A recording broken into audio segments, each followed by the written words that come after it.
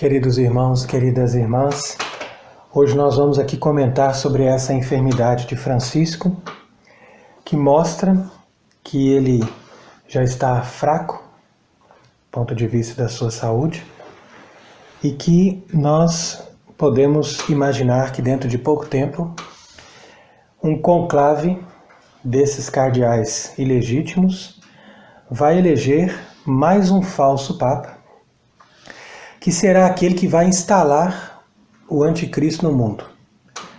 Então nós temos que perceber esses acontecimentos e temos que discernir todas essas coisas, mostrando também quais são os passos que foram dados para que nós chegássemos nesse tempo de plenitude às portas para receber o anticristo. Então vejam aqui que o cardeal Marx, cardeal alemão, recentemente ele escreveu uma carta de renúncia do seu cargo, cardeal arcebispo de Munique e tal. E esse cardeal faz várias queixas a Francisco nesta carta. Então aqui nós podemos perceber que essa renúncia dele, ela não é algo simplesmente pessoal, mas ela faz parte de um plano que está ali sendo arquitetado para que exista uma pressão a fim de conduzir para o próximo conclave, porque com certeza Francisco não vai renunciar, mas eles estão preparando esse conclave na medida em que estão contando com a saúde debilitada desse falso papa. Então nós podemos imaginar que essa jogada do cardeal Marx de renunciar e de querer chamar a atenção ali, mostrar que Francisco ainda não aderiu totalmente àquele processo revolucionário mais radical que está sendo feito na Alemanha, com essa questão do sínodo.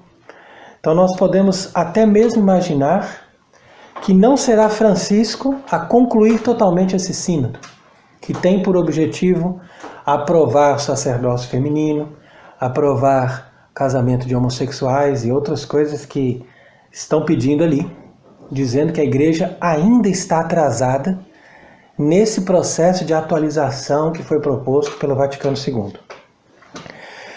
Então nós podemos até mesmo supor que esse futuro falso papa venha da Alemanha, porque a Alemanha agora fica como sendo o centro desse processo revolucionário que vai inaugurar essa nova igreja sonhada pelo Vaticano II e que está totalmente afinada com a proposta do anticristo. Porque na verdade a proposta do anticristo é criar uma religião universal onde o homem seja o centro. Então esse é o projeto, esse é o sonho dessa nova igreja.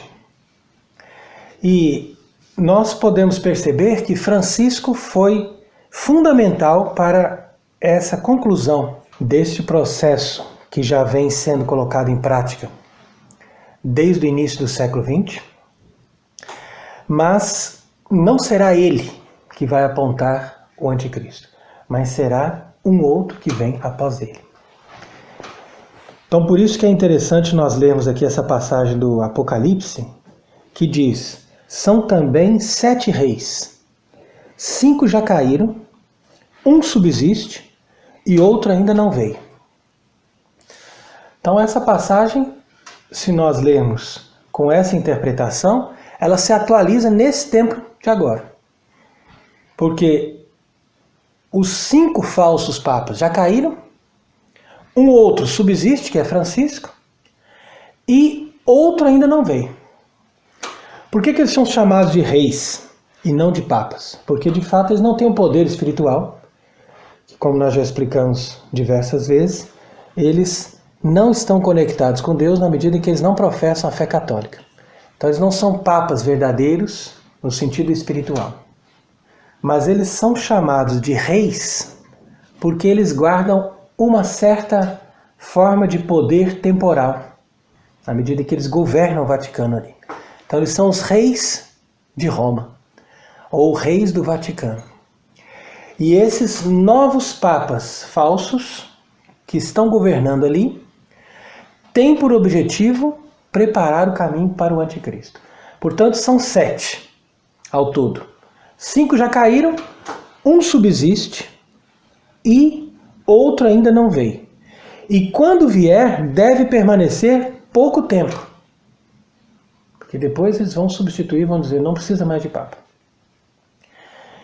Eles têm o mesmo pensamento, transmitir à besta sua força e o seu poder. Então quer dizer que tudo aquilo que eles têm de força e de poder, aquilo que eles receberam da estrutura da Igreja Católica, eles transmitem à besta. Todos eles, desde João 23 até agora. Ora, o que fez João 23? Desde o primeiro momento em que ele se entronizou ali como rei do Vaticano, ele começou a transmitir para a besta o seu poder e a sua força. E uma das coisas que ele fez foi mudar a oração que é rezada ali na Sexta-feira Santa pela conversão dos judeus. Então ali diz, oremos pelos pérfidos judeus. E João 23 tirou essa palavra, já mostrando que a intenção desses falsos papas é de justamente fazer com que a religião judaica seja readmitida e possa ser reconhecida como a verdadeira religião de Israel e a verdadeira religião do Antigo Testamento. Então esse é o principal objetivo do Vaticano II e dessa nova religião conciliar. Vejamos que o cardeal Beyer, que era um cardeal alemão, jesuíta, ele sublinhou com razão que de todos os textos adotados pelo Vaticano II, aquele que concerne aos judeus é o único que não contém nenhuma referência aos ensinamentos tradicionais da Igreja, seja da patrística, seja dos concílios ou do magistério. Então quer dizer que esse texto que foi escrito ali para falar sobre os judeus, que é o texto Nostra Aetate, segundo essa citação aqui que nós estamos vendo, desse livro, Ne jamais désespérer, o cardeal Beyer admite que esse é o único texto que não tem nenhuma referência nem dos padres da Igreja, nem dos anteriores concílios, nem do magistério. Então quer dizer que, mesmo sendo um falso concílio, o Vaticano II sempre fez um esforço para se disfarçar e para mostrar que era um concílio católico. Então com isso enganou muitas pessoas e as pessoas admitiram que aquele concílio era um concílio da Igreja Católica. Por quê? Porque estava sempre citando coisas do passado, para poder dizer, olha, nós não estamos mudando a Igreja, nós estamos reafirmando tais coisas e estamos propondo novas coisas. Mas o que concerne aos judeus, não cita nada, nem dos padres da Igreja, nem dos concílios, nem do magistério. Por quê?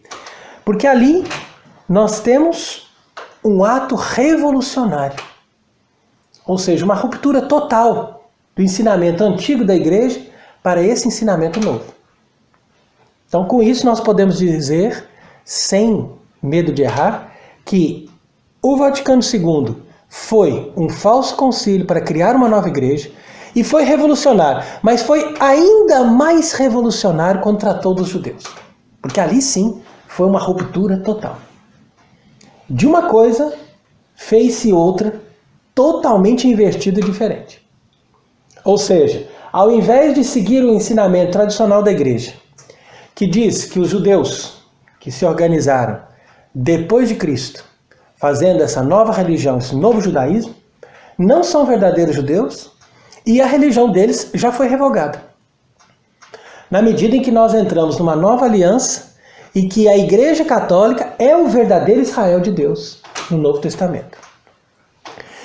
E anulando essa teologia da substituição, como é chamada, eles começam um pensamento revolucionário, admitindo que os judeus são realmente o povo de Deus e são realmente o Israel de Deus. Então veja o que diz aqui Nostra Aetate. Sendo assim tão grande o patrimônio espiritual comum aos cristãos e aos judeus, este sagrado concílio quer fomentar e recomendar entre eles o mútuo conhecimento e estima. Olha o perigo. Os quais se alcançarão, sobretudo, por meio dos estudos bíblicos e teológicos. Então isso os judeus são especialistas em fazer. Estudos bíblicos e teológicos. Por quê? Porque foram eles que criaram essa ideia de que nós temos que ler o texto bíblico e interpretar. Então, essa lógica de interpretar o texto bíblico, não segundo um magistério, segundo uma tradição, mas segundo uma palavrinha que ainda nós não descobrimos. Segundo aquela exegese que vem diretamente do hebraico que você ainda não entendeu. Então, aquela lógica de interpretação moderna vem exatamente deles. E foi essa lógica de interpretação que deu origem a muitos documentos do magistério da Igreja, como, por exemplo, Providentíssimos Deus, do Papa Leão XIII, e também Encíclica Pascendi, do Papa São Pio X. Esses documentos foram feitos exatamente para que essa maneira de interpretar a Bíblia fosse condenada pela Igreja. E aqui o Vaticano II não só permite, mas incentiva. Quer dizer que nós vamos sentar com os judeus para fazer estudos bíblicos. Imagina que vai dar isso. Quer dizer, nós não vamos seguir mais o que a Igreja Católica ensina. Claro, porque nós vamos começar a estudar. Agora que nós vamos começar a Bíblia. Vamos começar a estudar a Bíblia. E eles é que vão dizer, olha aqui, ó, o hebraico diz isso. Que de fato é assim. Você acredita que Jesus é Deus? Mas não. Olha aí, ó, o hebraico vai dizer que é assim. E assim por diante, eles vão dando margem a todas essas coisas. Veja que em 1980, João Paulo II afirmou claramente que a antiga aliança jamais tinha sido revogada. Então João Paulo II, que como nós sabemos, filho de uma mulher judia, e um homem que sempre teve seus melhores amigos entre os judeus e que frequentou as sinagogas, foi ele então que abriu todos esses caminhos para os judeus, a ponto de afirmar que a antiga aliança não tinha sido revogada. Ou seja, essa frase é a reafirmação da ruptura do documento Nostra Aetate e a reafirmação em forma de magistério, que ele se apresentava como Papa, para que os judeus pudessem se impor como verdadeira religião. Porque se essa aliança nunca foi revogada, então significa que a aliança deles é válida. E eles são a verdadeira religião diante de Deus. No entanto, São João Crisóstomo, no seu 4º discurso contra os judeus, ele diz: por acaso temos nós e os judeus o mesmo Deus e a mesma religião? Por que vós buscais coisas incompatíveis? Eles crucificaram Jesus Cristo, e vós o adorais. Vede que a diferença é total. Então aqui é a frase de São João Crisóstomo, percebe? Vede que a diferença é total. Eles crucificaram, e vós o adorais. Dá para reconciliar? Dá para ter a mesma religião? Se Jesus estivesse aqui hoje, os judeus iriam dizer, nós o adoramos? Ou iam dizer, crucificam? Então, a diferença é total. Mas, não só eles se deixam levar pela cegueira, mas eles atuam como servidores dos judeus. Porque a maçonaria, que criou essa nova religião do Vaticano II, ela tem o compromisso de servir a sinagoga. Então isso aí todo mundo pode saber, basta que a pessoa se intere de quais são as origens e quais são as finalidades da maçonaria. Então a pessoa vai descobrir que, da mesma forma como Irã ajudou o rei Salomão a construir o templo, o maçom tem que ajudar o judeu a construir essa nova humanidade. Então isso, em resumo, é a lógica da maçonaria. Mas qual era a religião do Antigo Testamento? Essa é a pergunta que nós temos que fazer. Porque se nós não entendemos isso, com certeza nós seremos seduzidos por essas falsas ideias. Resposta: a religião do Antigo Testamento é a preparação para a vinda de Deus no mundo, na nossa carne. Então, todo o Antigo Testamento é uma preparação para a vinda de Jesus. E tudo converge para ele. No entanto, os judeus que não aceitaram o Antigo Testamento, ou seja, aqueles judeus revoltosos que já estavam contra a verdadeira religião que era fundada por Deus nos patriarcas e na lei de Moisés, eles não aceitaram Jesus Cristo vindo na carne. Ou pelo menos a maioria deles e grande parte das suas autoridades. Então, essas pessoas constituíram um novo judaísmo, baseado num livro que, segundo eles, está acima de todos os livros da Bíblia. Então, não são os livros do Antigo Testamento que guiam os judeus que se revoltaram contra Jesus. Mas o que guia esses judeus é um livro chamado Talmud. Esse Talmud, segundo eles, é o licor, enquanto que a lei e os profetas correspondem ao vinho. Então, eles dizem isso em forma de comparação para dizer que o Talmud é muito mais delicioso e muito mais especial do que todos os outros livros da Bíblia. Ora, dizendo isso, eles mostram que não são a mesma religião do Antigo Testamento, mas eles estão fundados sobre um livro que é escrito depois, que é um conjunto de tradições. E o próprio Jesus condenou essas tradições quando diz: vós e vossas tradições. Então quer dizer que essas tradições são extremamente perigosas, porque elas são tradições humanas, inventadas e produzidas já antes de Cristo e compiladas depois e terminadas por volta do ano 170. Então, com isso, eles criaram essa nova religião.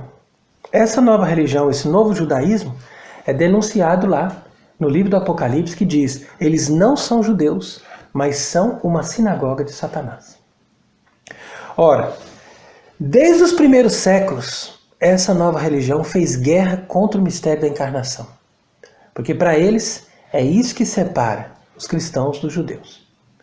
E fazendo guerra contra o mistério da encarnação, eles procuraram destruir o cristianismo na sua raiz, sabendo que o cristianismo tem uma base, tem uma raiz. Qual que é essa base, qual que é essa raiz do cristianismo? É a expressão da encarnação do Verbo. A encarnação do Verbo, por sua vez, se expressa por três coisas. Por sacramentos e sacramentais, que representam o aspecto visível da religião do Novo Testamento, que existia também na religião do Antigo Testamento, com o templo, com o sacerdócio, com todas as coisas que eles faziam. Então a religião do Antigo Testamento era uma religião sacramental. Tem nada a ver com esse judaísmo da sinagoga moderna. E essa religião sacramental, por sua vez, reproduz o cristianismo como religião sacramental. Em segundo momento, nós temos uma religião que tem uma autoridade visível.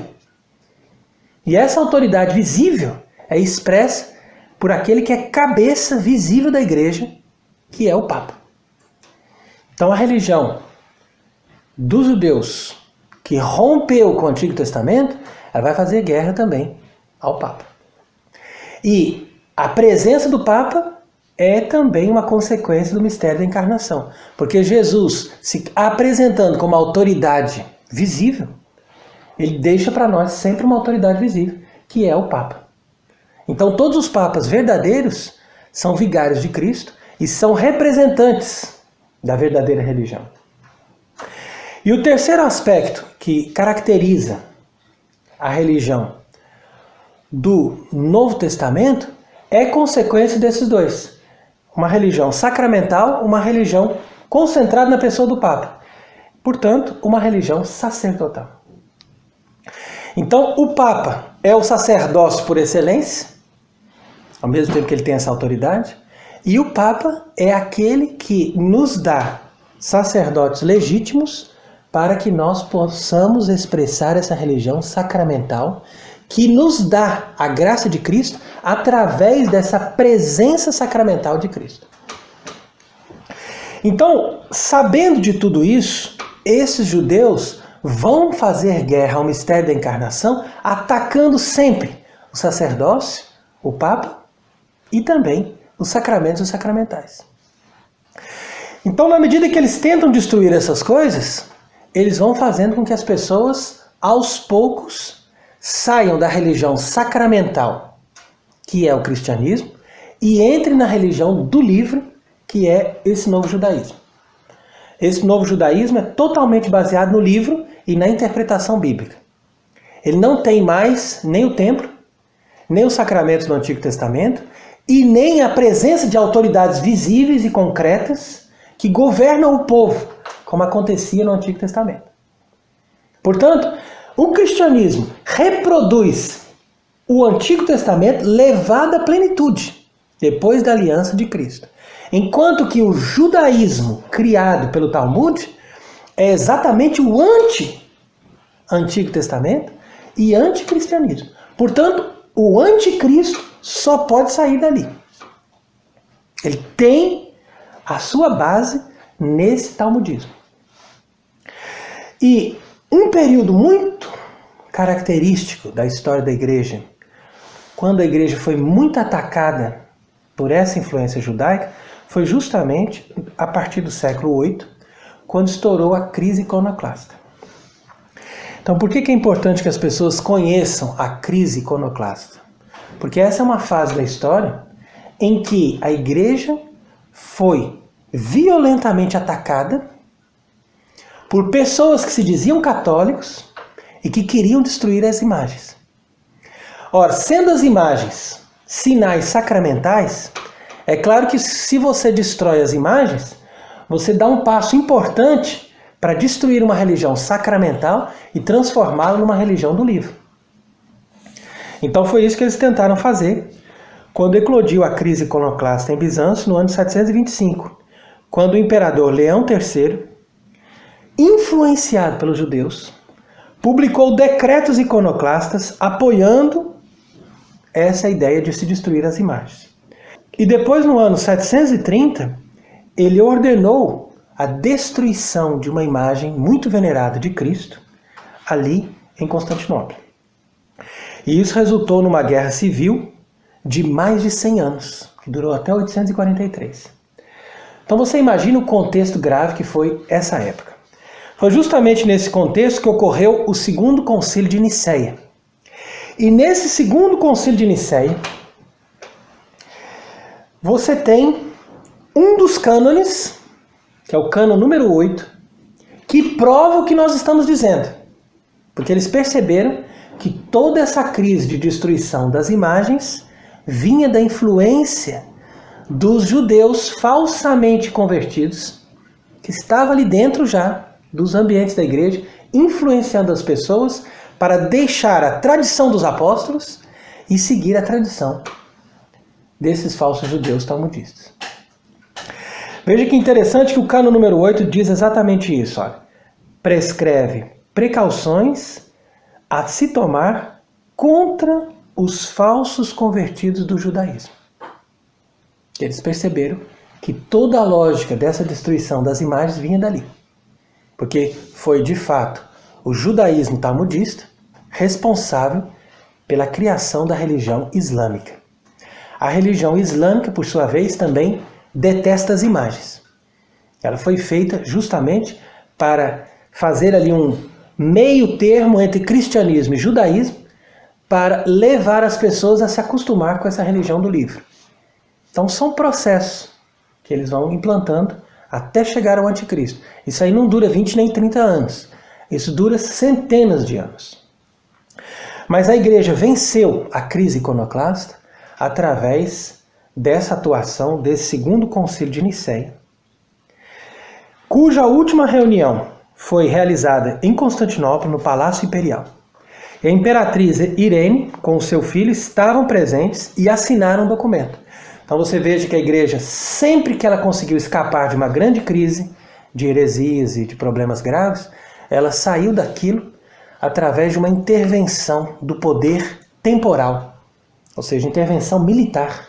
Precisou de guerra, precisou para sair daquilo ali, precisou realmente de armas, né, para poder você conseguir superar a força terrível desses poderes que querem destruir o catolicismo. Então, como hoje nós não temos isso, nós temos dificuldade de sair da grave crise onde nós estamos. Porque nós não temos hoje na Terra nenhum poder temporal que possa nos apoiar. Esses poderes temporais foram destruídos aos poucos pelas revoluções e, por fim, pela Primeira Guerra Mundial. Mas as imagens cristãs, as imagens santas, são necessárias.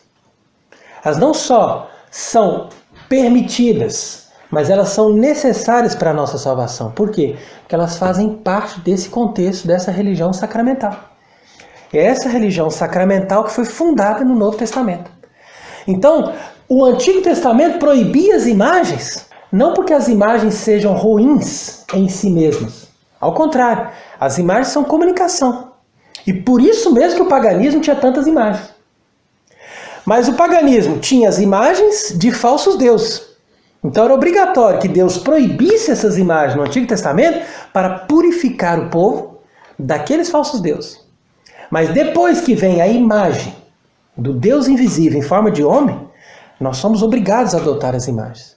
E é por isso que o próprio Cristo imprimiu a imagem do seu corpo no Santo Sudário. Porque o Santo Sudário é a imagem por excelência. É a própria visão perfeita do corpo de Cristo, da sua face, que ele permitiu que fosse impressa naquele pano no momento da sua ressurreição. Como nós já explicamos numa outra conferência. Então é necessário que nós tenhamos imagens, porque nós temos que ter a religião sacramental. No Antigo Testamento nós não tínhamos o rosto de Deus, Moisés viu Deus pelas costas, então nós tínhamos que esperar que Deus enviasse essa imagem. E a partir do momento que o Verbo de Deus está encarnado, então nós temos aquilo que diz na carta aos Colossenses. Ele é a imagem do Deus invisível. Então é ali que nós devemos nos apegar para dizer que o Novo Testamento tem as imagens obrigatoriamente. E não existe cristianismo primitivo sem imagens. Isso é falso, isso é mito, isso é facilmente provado pela arqueologia e pela história. A única grave crise contra as imagens foi justamente nesse momento da crise iconoclasta, a partir do ano 700. E ali você teve essa influência de destruir as imagens, não porque eles suscitaram um cristianismo primitivo e puro, que não tinha nenhuma imagem. Ao contrário, o cristianismo primitivo era cheio de imagens, de representações, por isso mesmo as igrejas mais antigas são sempre pintadas nas paredes, com todas as cenas do Antigo e do Novo Testamento. Quanto mais antiga a igreja, mais ela é pintada. Isso você pode ver nessas antigas igrejas anteriores ao século X.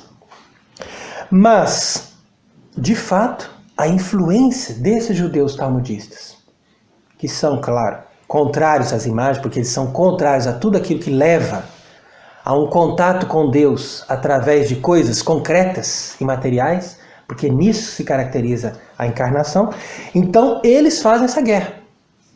Mas eles mesmos sabem que no Antigo Testamento nós tínhamos uma religião sacramental e a presença de Deus estava ali expressa pela Arca da Aliança. E essa Arca da Aliança partiu para o céu, foi resgatada, foi colocada no céu antes que Cristo viesse, porque senão seriam 2 lugares onde a presença de Deus estivesse plena. Ali no corpo de Cristo e também na Arca da Aliança. Então foi necessário tirar a Arca da Aliança da terra para se substituir essa presença pela presença do próprio corpo de Cristo, nascido de Maria Virgem. Percebe? Então tudo isso são os verdadeiros resquícios da religião do Antigo Testamento que nós trazemos para o Novo. Por isso também que Moisés colocou a serpente no deserto, porque aquela serpente de bronze que foi colocada numa haste era uma imagem que curava. E isso era uma figura da futura imagem de Cristo crucificado. Porque a imagem de Cristo crucificado é para nós a imagem por excelência, que cura e que nos leva ao entendimento de que Deus se fez homem e que Ele deu a vida por nós.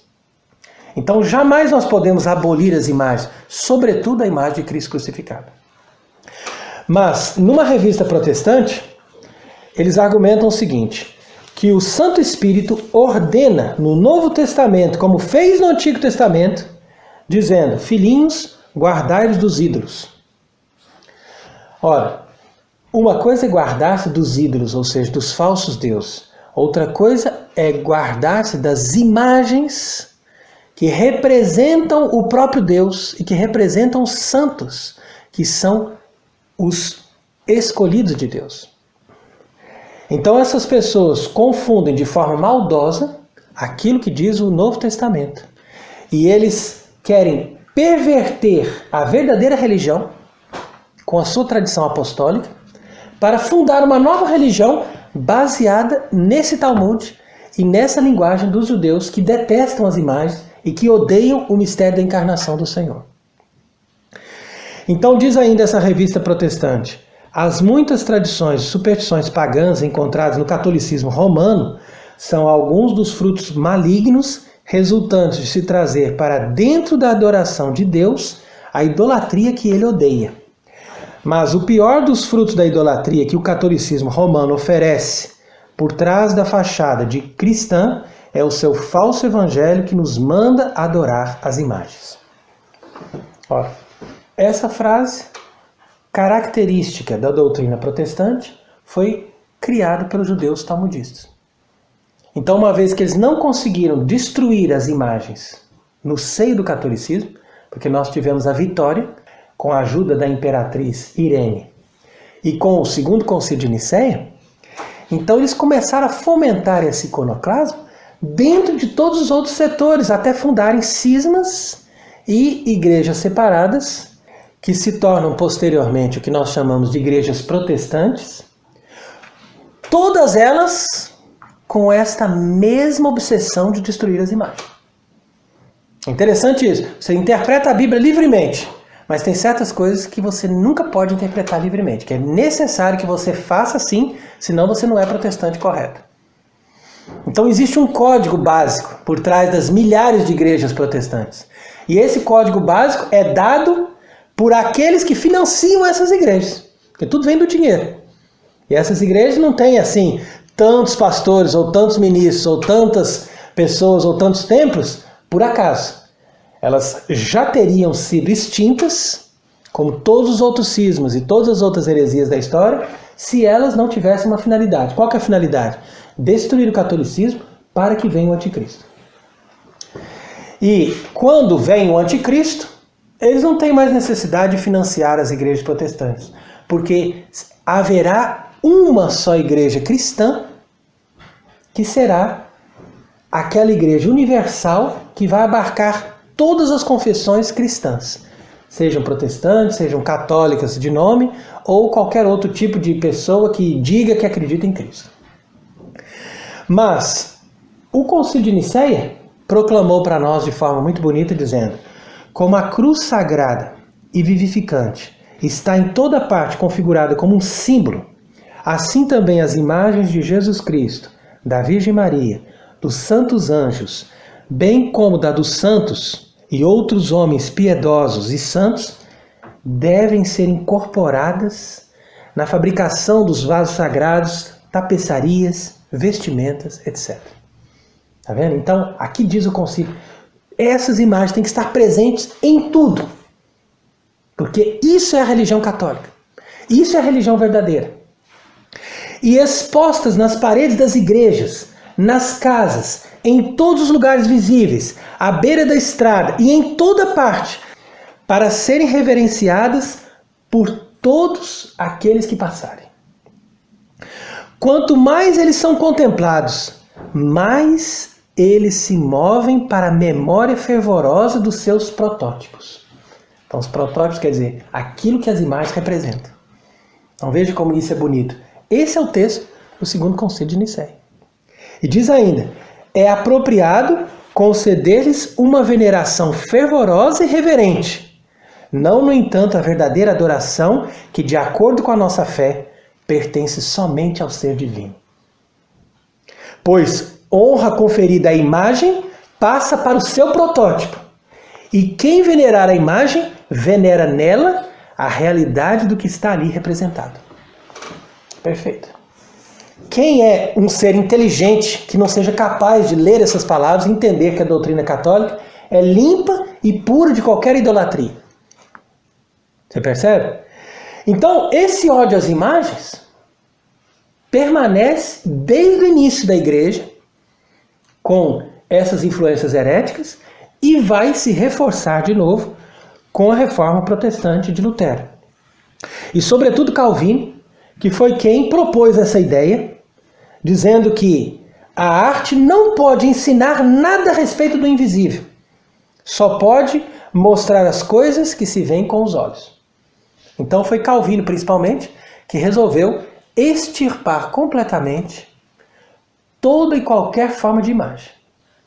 Mas nós sabemos muito bem quem financiava esse Calvino e por que ele se implantou em Genebra, ou seja, ali na Suíça, para poder destruir o catolicismo da base onde estava o centro financeiro, ali onde estavam os judeus.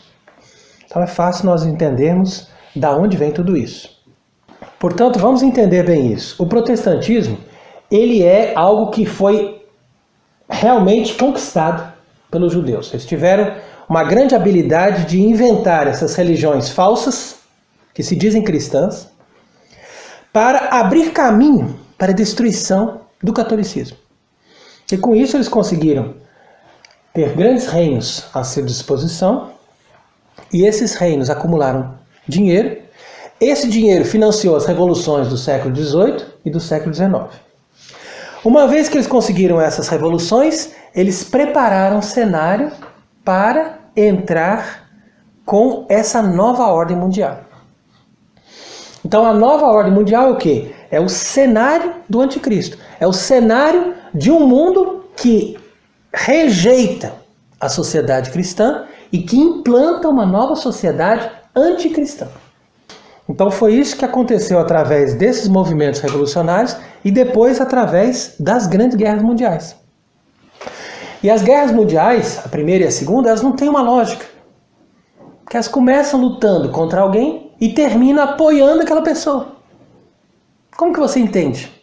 Se você analisa o Tratado de Versalhes, que é o tratado de paz do fim da Primeira Guerra. Ora, a Primeira Guerra começa apoiando a Áustria e combatendo a Alemanha. E por fim, nós dizemos, ganhamos a guerra contra a Alemanha. E qual o resultado desse tratado que termina uma guerra contra a Alemanha? Fortalecer a Alemanha e destruir a Áustria. E deixar aquele império católico austro-húngaro dividido em vários pequenos países. Enquanto que a Alemanha, que era o perigo, que era a ameaça, vamos fortalecê-la. Vamos unificá-la ainda mais. Vamos torná-la ainda mais forte. Ora, isso foi muito bem identificado nesse livro, As Consequências Políticas da Paz, de Jacques Banville, que mostra muito bem que o Tratado de Versalhes tem um fundo judeu-protestante. E ele atendeu às necessidades desse processo de uma formação de uma nova ordem na Europa, que ao invés de fortalecer a França ou a Espanha, que eram países ainda católicos, fortalece justamente a Alemanha, que é uma potência protestante, para que da Alemanha nós possamos fazer com que a Europa se torne completamente anticristã. Então esse foi o objetivo da Primeira Guerra. E por isso que a Primeira Guerra cria a Segunda Guerra. Uma coisa é consequência da outra. E a Segunda Guerra, por sua vez, cria o Estado de Israel. Ou seja, um passo atrás do outro.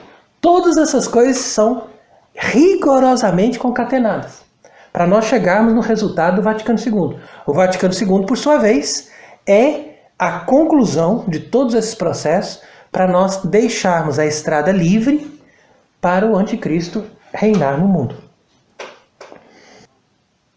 Então, se alguém quiser entender todo esse plano que foi arquitetado pelos judeus talmudistas para formar o cenário que nós temos hoje, então essa pessoa deve recorrer a esse livro, Israel e a Humanidade, do rabino Ben Amozeg. Nós citamos sempre esse livro, porque esse livro é uma referência para nós entendermos o que eles estavam pensando e como eles chegaram nesses objetivos. Quer dizer que esse livro aqui, publicado no começo do século XX, antes mesmo da Primeira Guerra Mundial, e financiado pelos Rockefeller, ele diz, por exemplo, o seguinte, que todos estão de acordo que enfrentamos uma grande crise religiosa. Com efeito, ao conflito entre a ciência e a religião, se ajunta o antagonismo que cada igreja traz atualmente devido ao trabalho de evolução que ocorreu nos últimos tempos. Então aqui ele fala da evolução no sentido da ciência bíblica. No entanto, a luta entre as religiões começa com o cristianismo. Está vendo aqui a denúncia dele? Então diz o rabino Ben Amozeg, foi essa religião que quis se impor sobre as outras, procurando converter os povos e se afirmando a única religião verdadeira onde se pode buscar a salvação. Então aqui ele critica o cristianismo, querendo dizer que uma religião não pode se impor como a única verdade. E é essa uma das lógicas desse falso judaísmo talmudista. Porque é uma religião que é sujeita à mudança e que, inclusive, relativiza a própria verdade. E é por isso que eles fazem interpretação bíblica contraditória de um e de outro e dizem que as duas são válidas. Então essa é a dialética desse judaísmo que eles estão pregando aqui. Mas depois ele vai perguntar, estará o ideal religioso destinado a acabar? Então nós estamos falando ali do começo do século XX, ou seja, o auge do racionalismo, do positivismo. As pessoas já estavam se perguntando, olha, Deus existe mesmo? Será que isso aí é necessário a gente ter uma religião? Então eles mesmos, os judeus, levaram as pessoas a chegar nessa falsa ciência, que aparentemente se contradiz com a religião, e levaram as pessoas a chegar nesse ateísmo filosófico e prático. E esse ateísmo era uma etapa importante para acabar com o cristianismo. Mas depois que esse ateísmo fez o estrago que tinha que fazer, eles agora voltam com essa conversa. Quer dizer que a religião vai acabar? Não. A razão não é capaz de satisfazer as necessidades do coração humano.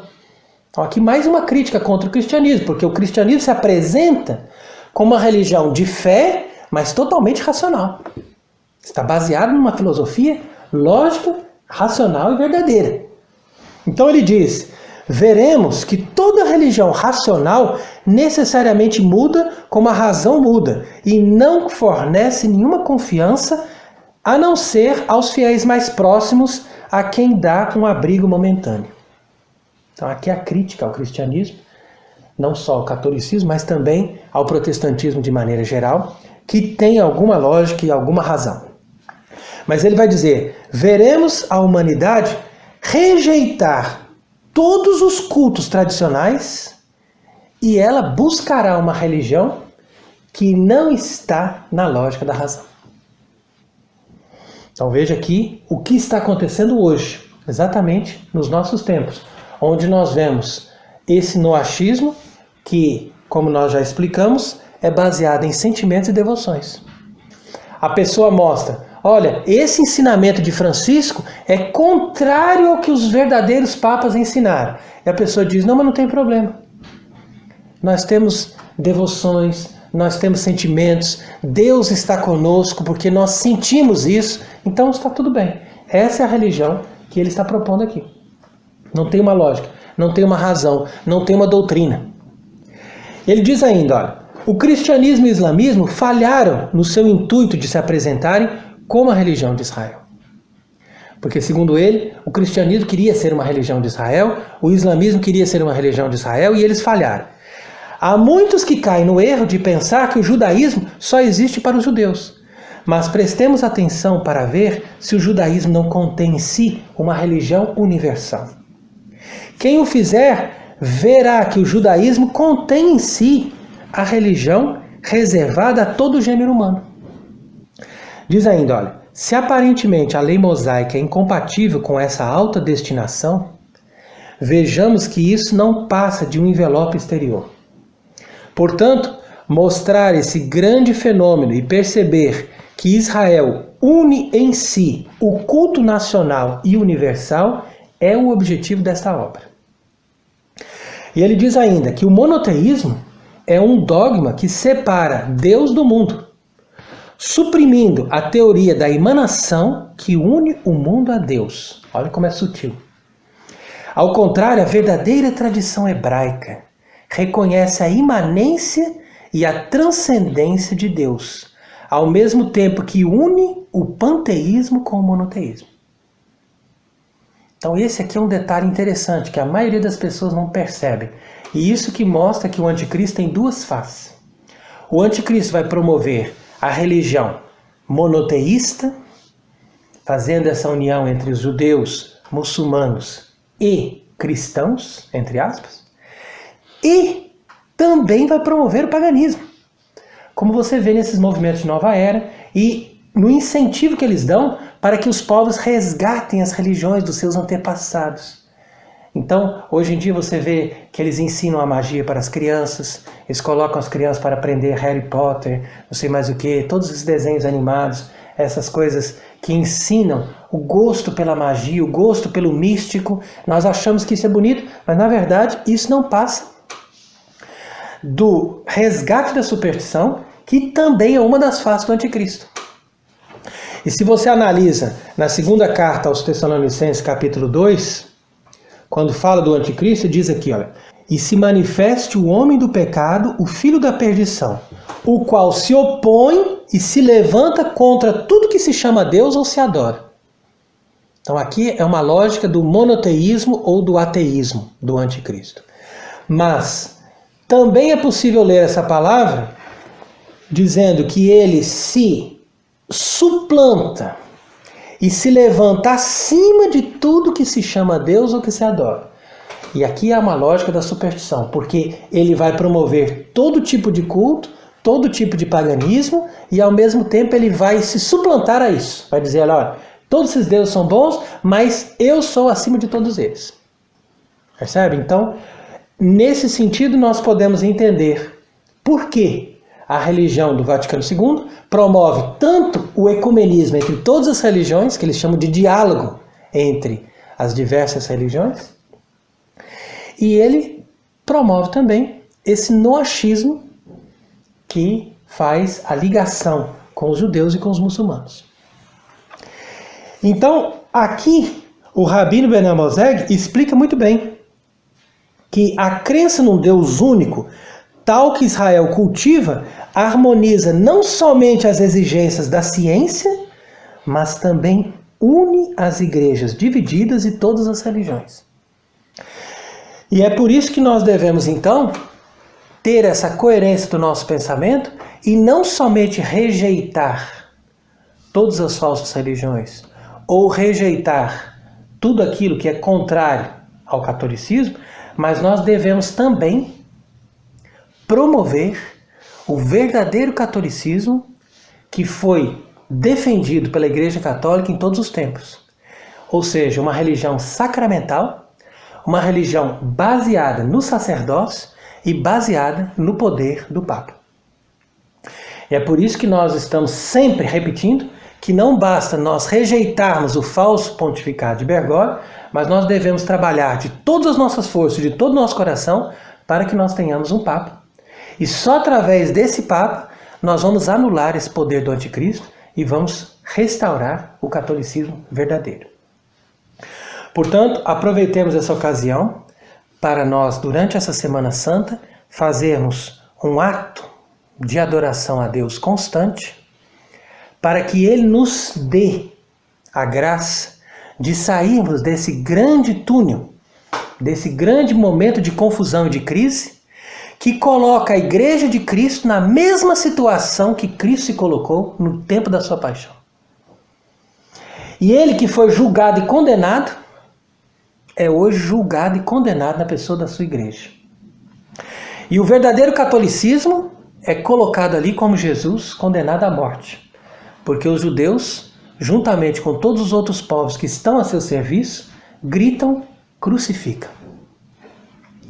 Mas nós usamos essa mesma oração da Sexta-feira Santa para pedir que os judeus convertidos nos ajudem a restaurar a igreja. Dizendo, roguemos também pelos pérfidos judeus, para que Deus nosso Senhor rasgue o véu que cobre seus corações. Está vendo? Então, como o véu do templo foi rasgado. Então, nós vamos dizer ali na Sexta-feira Santa, roguemos para que Deus rasgue o véu dos seus corações, para que eles também possam reconhecer nosso Senhor Jesus Cristo. Porque, de fato, São João diz na sua primeira carta, quem é o anticristo, senão aquele que não reconhece Jesus Cristo vindo na carne? Ou seja, que ele é o Messias, que ele é o Filho de Deus. Então, se o anticristo, com seu espírito revolucionário, impregnou o mundo, destruiu o mundo e destruiu essa civilização cristã que foi feita pelo Espírito Santo, então que venha o mesmo Espírito Santo para converter esses judeus enganados pelo espírito do anticristo, para que esses judeus se unam a nós, verdadeiros católicos, para a restauração do catolicismo. E é por isso que diz a oração ainda, Deus onipotente e eterno, que não excluís da tua misericórdia nem mesmo os pérfidos judeus. Ouvi as súplicas que vos dirigimos por causa da obstinação daquele povo, para que quando a luz da vossa verdade, que é Cristo, for conhecida por eles, eles possam ser afastados dessa escuridão. Então, que essa seja a nossa oração mais importante nesta Semana Santa e que nós possamos rezar não só pela conversão dos judeus, mas também pela restauração da verdadeira fé católica. E que Deus esteja conosco e que Ele seja bendito para sempre. Amém.